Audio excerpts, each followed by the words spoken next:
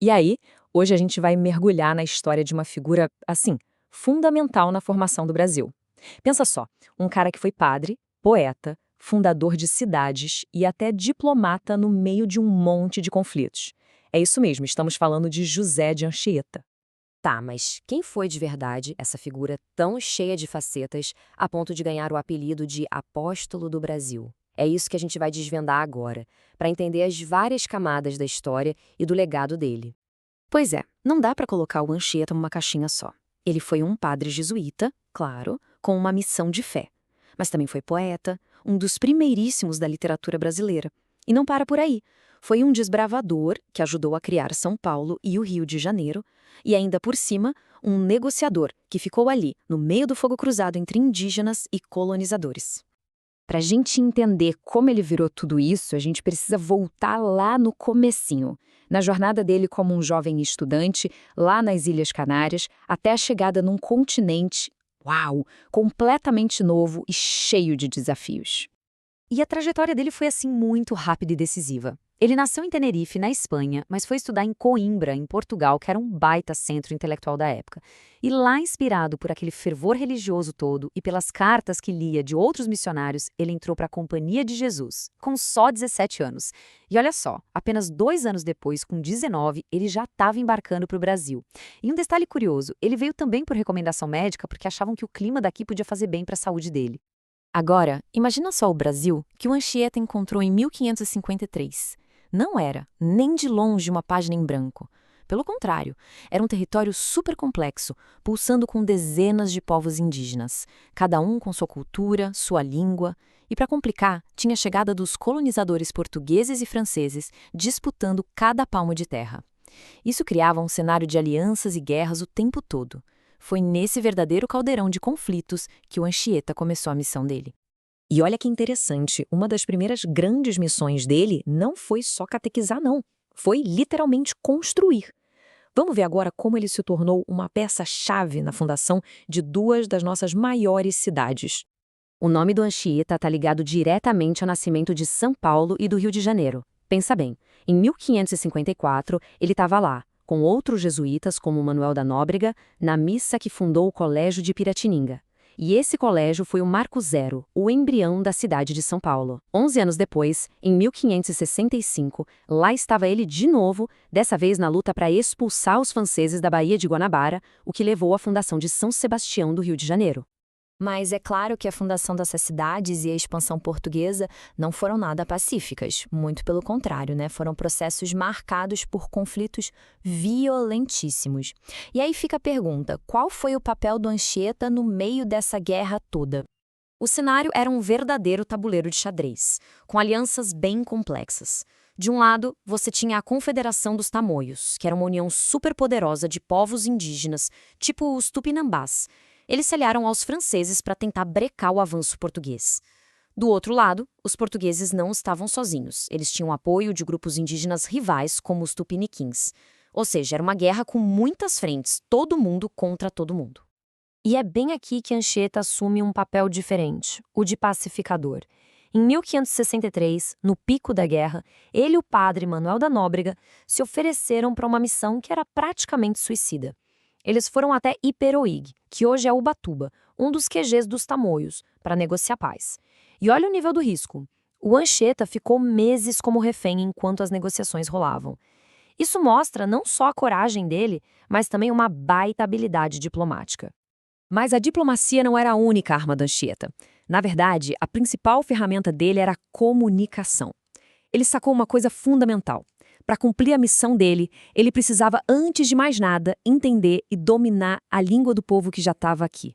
E aqui, gente, a gente está falando de um feito intelectual que é monumental para a época. O Anchieta simplesmente sistematizou a língua tupi. Ele escreveu a arte de gramática da língua mais usada na costa do Brasil. Foi a primeira gramática do tupi, publicada em 1595. Com isso, ele não só ajudou um monte o trabalho de outros missionários, como também ajudou a criar um padrão para a língua geral.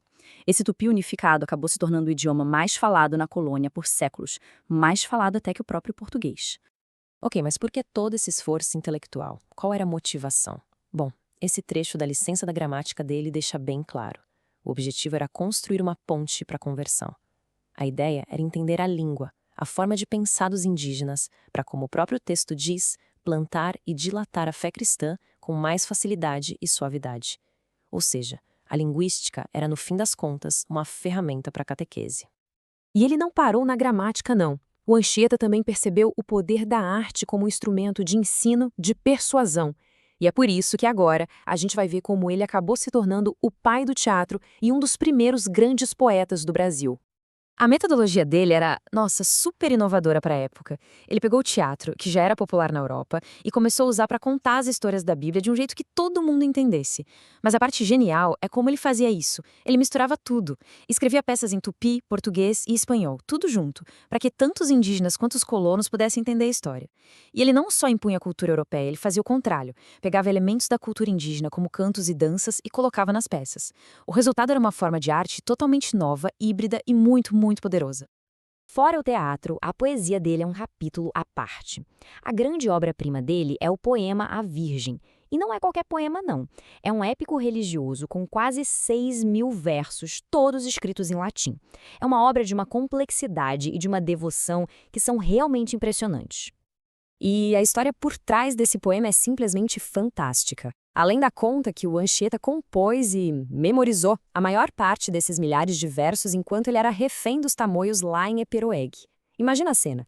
Sem papel, sem caneta, ele escrevia os versos na areia da praia e guardava tudo na memória, dia após dia.